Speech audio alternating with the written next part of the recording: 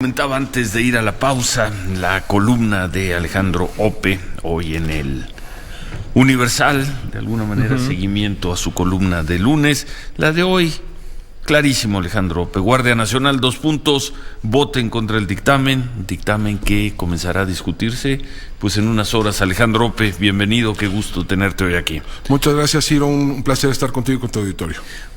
Ha sido muy crítico con lo que se conoce, con el dictamen que se conoce, con el proyecto sobre la Guardia Nacional, pero con lo que anunció el presidente López Obrador, fue ayer, ¿verdad? Ayer, martes. Ayer. De que, ¿fue ayer o el lunes? No, fue ayer. De que el contrario a lo que dijo el secretario de Seguridad Pública, Alfonso Durazo, el viernes, cuando estuvo con diputados, de que el mando de la Guardia estaría a cargo de un civil. Ahí el presidente López Obrador volvió a decir, no, un civil administrativamente, operativamente los militares. Y según tú, pues eso ya es el punto final para decirle no a este dictamen, voten contra el dictamen de la Guardia Nacional. Y leo, Alejandro Ope hoy en el Universal, porque los cambios propuestos, de ser aprobados, crearían una confusión grave en las líneas de responsabilidad de la Guardia Nacional. Lo planteado no es mando civil, es, en buen mexicano, un desmadre. Alejandro Ope. Es correcto, Ciro. Mira, déjame echarme un poquito para atrás para ver cómo ha ido evolucionando esta propuesta, ¿no? Inicialmente, cuando presentan la iniciativa, la Guardia Nacional iba a estar ubicada administrativamente en la Sedena. Iban a transferir para allá a la Policía Federal, ¿no? y a elementos de Policía Naval. Claramente iba a estar el mando ahí en la Sedena. Esto genera una reacción muy negativa de parte de organizaciones sociales, de activistas, de organizaciones internacionales, y hacen una primera concesión en el dictamen que se aprueba en diciembre, en el cual la Guardia Nacional se ubica en la Secretaría de Seguridad y Protección Ciudadana, pero con un periodo transitorio de 5 años que se queda en la Sedena. Lo organizan una serie de foros, y lo que muchos dijimos en los foros es que eso era una simulación, porque una vez que se envía a la Sedena queda extraordinariamente empoderada. Entonces tendría en 3, 4, 5 años un inmenso capital político para ir al Congreso y pedir que se extendiera ese plazo, tal vez de manera indefinida. Bueno, a raíz de esos foros, el secretario de Seguridad, Alfonso Durazo, dice el viernes pasado, no, ya recapacitamos y el mando va a ser civil. Desde el principio. Desde el principio, desde el día 1, y se va a ubicar en la Secretaría de Seguridad y Protección Ciudadana. Y luego, el martes, o sea, ayer, el presidente en una de sus conferencias mañaneras señala que no, rectifica la rectificación y dice que se va a ubicar administrativamente la Guardia Nacional en la Secretaría de Seguridad, pero va a haber un mando operativo desde la Sedena. Y lo que conocemos del dictamen, porque todavía, digamos, lo que conocemos... Tú hablas en tu columna de un dictamen que ha venido circulando, sí, que todavía no sabemos si es la versión definitiva. Señala lo siguiente: 1, habría una junta de jefes de Estado Mayor en esta Guardia Nacional con representantes de Sedena, de la Secretaría de Marina y de la Secretaría de Seguridad. 2, para todo lo que tuviera que ver con ascensos, promociones, estructura interna, doctrina, etcétera, eso estaría a cargo de la Secretaría de la Defensa Nacional. Y las políticas, programas, acciones estarían a cargo de la Secretaría de Seguridad. Ese tipo de mando bicéfalo tiene una serie de problemas que saltan a la vista, ¿no? Mira, ¿quién es el responsable? En última instancia, ¿quién sería el responsable político de esta corporación? Si hay una violación grave de derechos humanos, un Tanguat, un Tlatlaya, ¿quién es el responsable? ¿El secretario de Seguridad o el secretario de la Defensa Nacional? Si la Guardia Nacional no da los resultados que se están anticipando, si no se reducen los índices de violencia, si no hay una disminución en la actividad criminal, ¿quién responde? Pues supongo que el presidente de la República. Bueno, al final del día, pero déjame, en términos de la estructura burocrática, ¿quién sería el responsable político de esto, no? Y no está muy claro. Y cuando hay este tipo en la estructura administrativa, cuando hay este tipo de mandos bicéfalos, pues el incentivo es aventar la pelota, ¿no? Y por último, ¿quién es qué pasa si hay divergencias entre unos y otros? Déjame ponerlo así. ¿Quién dirime esas diferencias? ¿Cómo dirime esas diferencias? Supongo que el comandante en jefe de las Fuerzas Sí, pero ¿cómo Armadas? haces? Pero si todo va a acabar en el escritorio, no es muy funcional que todo acabe en el escritorio del presidente de la República. Eso es señal de un diseño organizacional administrativo deficiente. Y además hay una pregunta que sigue de fondo. Si este cuerpo, si la Guardia Nacional va a ser un cuerpo de policía, como está escrito, cuerpo de policía adscrito a una dependencia civil, ¿para qué quieren reforma constitucional? O sea, ¿por qué no lo crean en la Secretaría de Seguridad? Pónganle un nombre distinto a Guardia Nacional, pónganle Guardia Territorial, Guardia Civil, Fuerza Nacional, lo que quieran, y allí ubiquen a los elementos de policía militar y policía naval. Con eso se evitan la necesidad de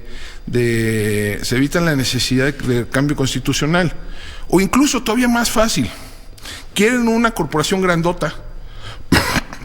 Bueno, pues a la Policía Federal, pues allí adscriban a la Policía Federal las unidades de Policía Militar y Policía Naval.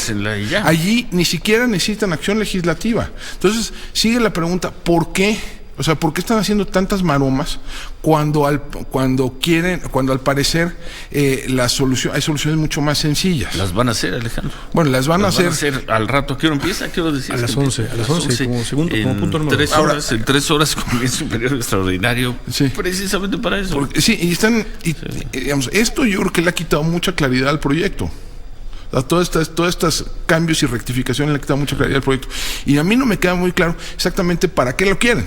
¿No le ves ninguna virtud a este proyecto? Bueno, a ver, déjame ponerte. Yo creo que hay un argumento en favor de crear una suerte de un cuerpo intermedio con fines de control territorial, fundamentalmente desplegado en zonas rurales y pequeñas poblaciones, a la manera de la Gendarmería francesa o a la manera de la Guardia Civil española. Pero sí, déjame destacar algunos puntos que son importantes. En ambos casos, o en el caso de los Carabinieri en Italia, por ejemplo, complementan pero no sustituyen a la policía, ¿no? En España está la Guardia Civil, pero está el Cuerpo Nacional de Policía, además de policías regionales y policías municipales. En Francia está la Gendarmería y está la Policía Nacional. En Italia están los Carabinieri, pero está la Policía de Stato. Estos cuerpos intermedios, digamos, están sobre todo en pequeñas poblaciones, en zonas rurales, en carreteras. Es decir, tienen una lógica de control territorial. Yo creo que hay un argumento en favor de algo de ese tipo, pero no en sustitución de la Policía Federal, sino en complemento de la Policía Federal y en complemento de esfuerzos de construcción de policías civiles en el espacio estatal y municipal. Entonces, tu conclusión sería vote contra el dictamen. Vámonos para atrás. Y regresemos a comisiones y reiniciemos el proceso de diseño y el proceso de discusión. Yo creo que el riesgo que se corre es que si se aprueba esto ya se ha venido construyendo un camello a manera de ir... ¿Un camello? Sí, un camello, Dios, en la definición clásica de camello, ¿no? Que es un caballo diseñado en comité, ¿no? Sale con jorobas y sale distinto a como lo imaginaste. Sí. ¿Y por qué le han venido metiendo jorobas a esto? En parte porque no tienen los números o no han tenido los números para aprobar el proyecto original, ¿no? Se han venido manifestando de manera muy clara disidencias. Los números son los votos. Los votos. Los votos. Sí, se han venido manifestando de manera muy clara disidencia al interior de la coalición gobernante, particularmente Morena. Tatiana Cloutier lo ha sido. Menos, ¿no, Alejandro? Tatiana Cloutier, ¿y cuántas voces más, Manuel? Bueno, Tatiana Cloutier es vicecoordinadora. Por eso, pero no es un voto. Pero sí, no es muy respetable y es muy querida, pero es un voto, Tatiana, es una. Pero, a ver, la pregunta es ¿por qué han venido reculando? Yo creo que son razones políticas los que lo han venido impulsando.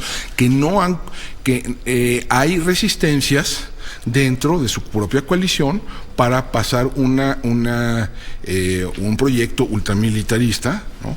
Y han venido tratando de dar algunas concesiones, pero en el proceso de dar esas concesiones, pues han creado, lo que están proponiendo es una estructura administrativa y organizacional muy rara. La seguridad en los ductos de Pemex, después de todo lo que ha pasado en estas 3 semanas, de las medidas que se han tomado, ¿cómo ves las cosas dentro de un año? Mira, déjame utilizar una metáfora que tal vez sea un poco exagerada, hiperbólica, pero tal vez sirva para ilustrar el problema. Esto es una suerte como el Vietnam de López Obrador, ¿no? El asunto de la gasolina. De la gasolina. El Vietnam de López Obrador. Sí, porque el problema es que si reabren los ductos, regresa la ordeña.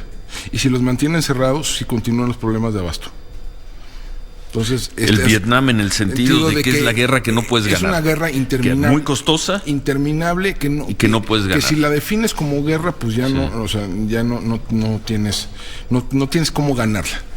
Lo que tienes que pensar es cómo vas desescalando y cómo vas gradualmente ganando cierto control, ¿no? No es muy drástico esto de que es el Vietnam de López Obrador. Por eso insistí que es un poco hiperbólica. Pero puede ser una gran analogía. Esa manera de metáfora, ¿no? Es decir, esto está un poco atrapado en la propia lógica de la estrategia, ¿no?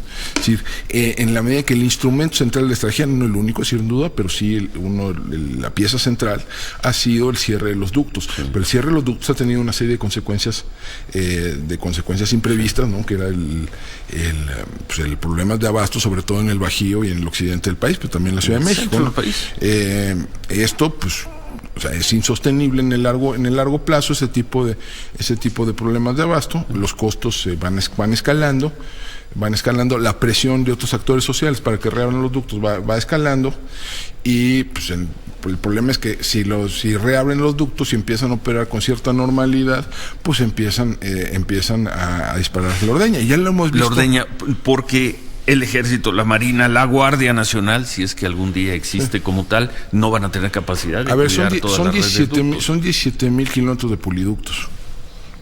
17,000 kilómetros de poliductos, nada más. Entonces, si cuidar esa superficie, no puedes poner un soldado cada 50 metros, ¿no?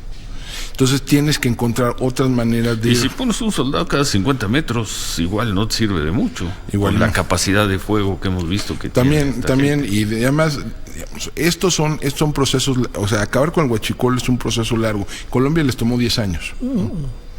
Les tomó 10 años y tiene que ser una estrategia amplia en la cual empiezas, por ejemplo, combatiendo las redes de comercialización, empiezas fortaleciendo los controles volumétricos a nivel de la bomba, a nivel de las terminales. Alejandro, ¿estás diciendo que el presidente López Obrador, el gobierno del presidente López Obrador se metió en una guerra que no puede ganar? Básicamente sí. El problema es que lo definió como guerra y no como un proceso, digamos, de recuperación gradual del control. Por cierto, ¿qué comentabas ahora en el corte? El gobierno no deja con claridad, Manuel, si van a abrir plenamente los ductos. Plenamente es como funcionaban hasta qué, 20 de diciembre. El 27 de diciembre. 27 de diciembre. Que lo anunció porque además fíjate que días antes hubo desabasto de combustible en el Valle de Toluca. Y en una de las conferencias previas a eso, de lo que decía es, sí, cerramos un ducto. Supongo que lo que estaban haciendo eran los experimentos o las pruebas de lo que se presentó el día 27, pero a la pregunta que hacía Alejandro de cuándo o si van a volver a reabrir los ductos, pues el gobierno federal o no quiere o no sabe responderla. Ayer una larga conversación que tuvo Pablo Rojas en esas frecuencias con la secretaria Nale, la secretaria de Energía, le preguntó eso.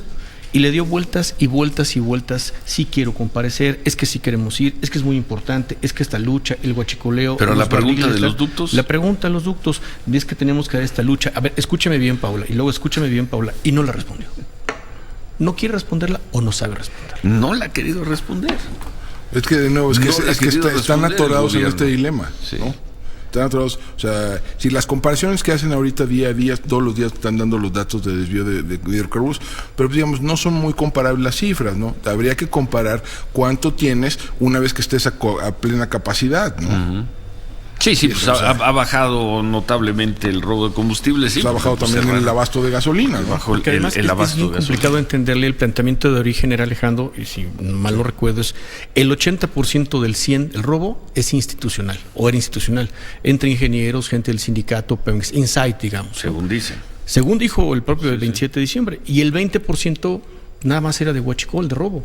Entonces decíamos, pues esto es gol, pues el 80% lo controla y el 20% lo va más o menos manejando. Y resulta que el 20% es el 100% de su tiempo ocupado en esta guerra. Huachicol. En este huachicoleo, ¿no? Guerra contra el huachicol. Bueno, como pues, que no se entiende fácil esa queda parte. aquí esta frase de Alejandro Ope. Esta guerra contra los huachicoleros puede ser el Vietnam del gobierno del presidente López Obrador. Sin embargo, viste las encuestas, la de El Financiero, el Gabinete de Comunicación Estratégica, la de Roy Apoyo Campos. Apoyo tiene. Vietnam fue muy popular en su momento, al inicio. Y también el inicio de la guerra contra el crimen del presidente Calderón. Por supuesto que sí. O sea, y también las reformas estructurales del presidente Peña Nieto. La gente, por supuesto, que está de acuerdo con que se combata el delito.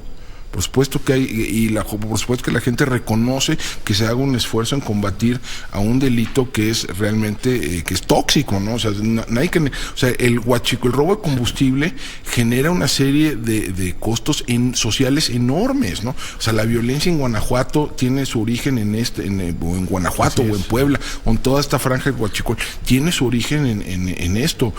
Hay riesgos ambientales, la salud de la población está en riesgo. O sea, sí es un problema muy serio y qué bueno que se está atendiendo. El problema es que el instrumento central pues fue cerrar el abasto por la vía más eficiente para transportar combustible, ¿no? Y la pregunta es si eso es sostenible en el largo plazo, ¿no? ¿Tú piensas que no? Yo diría que no, porque se van a empezar a acumular las presiones. Ya, por ejemplo, las presiones en Guadalajara son enormes, ¿no? Sí. En Guanajuato. Bajío, ¿no? En Guanajuato, el gobernador tiene que estar haciendo gestiones de importación de gasolina. Ahora, ¿cómo explicas ahí, Alejandro? Por ejemplo, hoy hay una reunión que puede ser importante. Vienen los gobernadores de los estados afectados. Que ahorita están reunidos en gobernación, o por lo menos estaban citados, ¿no?, a las 8 de la mañana. A las 8 de la mañana. Gobernadores a las 8 de la mañana. 8 de la mañana con la intención de que por ahí a las 9:30 hubiera un mensaje público, ¿no? Pues igual nos toca. Esa sería más o menos la previsión, ¿no? Pero, ¿cómo te preguntaba Alejandro, cómo estimas que van a resolver el tema? Porque para ellos es muy sencillo. O hay Guardia Nacional, o los militares regresan a los cuarteles, porque esa es la hipótesis que maneja, ¿no? Sí, bueno, eso es un sofisma. Eso es una suerte de chantaje, ¿no? Sí. Yo creo que si la Guardia Nacional es derrotada en el Congreso, al menos en el corto plazo, pues la van a crear un poco de facto, aunque sea no de jure. ¿Qué significa eso? Van a empezar a colocar a elementos de la Policía Federal en batallones de Policía Militar, como al parecer ya está sucediendo. ¿Y no al revés? No al revés. No, o sea, federales en batallones de Policía Militar. O sea, llevas a los policías al ejército. Pero además, de manera interesante, según lo que a mí me ha informado gente dentro de la Policía Federal, es que lo están llevando ahí nada más para firmar las puestas a disposición ante juez. O sea, es decir, pero eso va a ser un problema a la hora que se judicialicen muchos de estos casos, porque entonces van a presentarse ante el juez y el que firmó no es el que lo detuvo. Exacto. Y por eso se cae el procedimiento. Entonces pueden empezar a caer procedimientos por eso. ¿No eres optimista con el curso que está tomando este combate, lucha, guerra, batalla, como cruzada contra el huachicol? Ponle el sustantivo que quieras. No eres optimista y en un mediano plazo no le ves probabilidades de éxito. Pues mira, es que, insisto, van a tener que reabrir los ductos eventualmente. Y el problema es cómo van a evitar que regrese la ordeña en esas circunstancias. Y hasta ahora no hemos tenido muy buenas respuestas. Piensa ahora ya célebre ducto de Azcapotzalco. Tuxpan Azcapotzalco, ¿no? Que ha sido saboteado, que ya van 6 veces. 300 kilómetros. Sí, ya sabemos, 310 kilómetros. 310 kilómetros. Ok, tienen que resguardar 17,000 kilómetros. Estamos hablando de 300. Y ha costado trabajo. Pero además le están pegando en pleno momento de atención, en plena... Justo cuando debería de haber un máximo de vigilancia sobre ese ducto, sobre todo después siguen pudiendo sabotear. Entonces, digamos, eso da la medida del reto que tienen enfrente, ¿no? Bueno, y sobre el tema, y nos quedamos con esa frase hoy de Alejandro Ope, esto puede ser el Vietnam del gobierno de López Obrador, esta lucha contra el crimen organizado. El Vietnam en el sentido de que es una guerra que pues no se puede ganar. Si Estados Unidos se quedaba en Vietnam, nunca iba a solucionar. Si los soldados de Estados Unidos se quedaban en Vietnam, nunca iban a solucionar el problema de fondo y cada vez les costaba más quedarse. Y si se iban, pues ocurriría lo que ocurrió. Que cae el enemigo se quedaba con todo. O sea, sí. O déjame verte, a lo mejor no es Vietnam, pero es Afganistán, ¿no? Si te quedas, si te quedas malo, estaba bien. En la historia no confundas no destruyas tu propia analogía. Está bien, tu analogía. Oye, que es buenísima por los. Alejandro, yo quisiera tu explicación. Perdón. Está bien. He visto algunas explicaciones. No. Ya no digas, quiere evolucionar su quiero acercarlo a las nuevas generaciones. Para que le entiendan las otras generaciones. Oye, ¿cómo explicas tú o cómo te explicas que la Ciudad de México logre una especie de reabasto, pero no Jalisco, como bien dices, ya con momentos muy claros? Un gobernador, además ya muy molesto, se cerró totalmente. Ayer, entre otras cosas, decía la secretaria Nale que no le toma la llamada al gobernador de Jalisco. Está molesto. Lo plantea y lo expresa. ¿Quién no le toma? El gobernador de Jalisco, Enrique Alfaro, no le toma la llamada a la secretaria de Energía. Y Silvano Aureoles, el de Michoacán, se queja de que a él no le toma la llamada a Rocío Nale. No, el director de Pemex. El director de Pemex, correcto. ¿No? Entonces, tienes el problema de Morelia, zona conurbada, y tienes el problema marcadísimo en Guanajuato, que es por Salamanca. ¿Por qué la Ciudad de México? Entonces, sí lo tenemos. ¿Por qué es Claudia Sheinbaum? ¿Por qué es Morena? ¿Por qué la Ciudad de México? Yo creo que porque sí, el problema reventó cuando cayó aquí el desabasto brutal. Yo creo que sí están priorizando el abasto en la Ciudad de México, ¿no? O sea, sí parece haber, al menos con pipas, y han reabierto el ducto, al menos parcialmente. Bueno, mientras no se lo sabotean, ¿no? Pero sí han reabierto, aquí sí han reabierto el ducto. Los ductos en el Bajío, en el occidente, siguen cerrados, ¿no? Hijo. Con todos los problemas. Con todos los problemas que eso significa, pero no sé, a lo mejor hay una lógica operativa, que habría que indagar. No pero política. No política, pero ciertamente, o sea, la lógica del desabasto tiene que ver con la ubicación de Salamanca y la refinería en Salamanca y los ductos, ¿no? Pero pues sí, la respuesta, pues a lo mejor ahí sí pudiera haber algún tipo de dejo político en la respuesta. Bueno. Y sobre el tema de la Guardia Nacional, que en un par de horas comenzará a discutirse en periodo extraordinario en Cámara de Diputados, Alejandro Ope llama a votar contra el dictamen. Vuelvo a leer este párrafo. Dice: los cambios propuestos, de ser aprobados, crearían una confusión grave de las líneas de responsabilidad en la Guardia Nacional. Lo planteado no es mando civil, es, en buen mexicano, un desmadre. Así es. Diputados, no voten en favor de este dictamen para crear la Guardia Nacional, dice Alejandro Ope, lo dice en el Universal y lo subraya esta mañana aquí. Más vale hacer las cosas bien que hacerlas rápido. Y aquí no lo están haciendo bien. No, va a quedar una estructura administrativa y organizacional muy disfuncional. Escribe Héctor Aguilar Camín en Milenio: la Guardia Nacional planteada hasta ahora no será más de lo mismo, será mucho más de lo mismo. ¿Coincides en lo general? Pues sí, se le dan, o sea, es una vuelta de tuerca o varias vueltas de tuerca al proceso de militarización de la seguridad pública. Bueno, pues muchas gracias. Siempre un gusto platicar contigo, Alejandro. Muchas gracias, Ciro. Muchas gracias, Manuel. Gracias, Alejandro.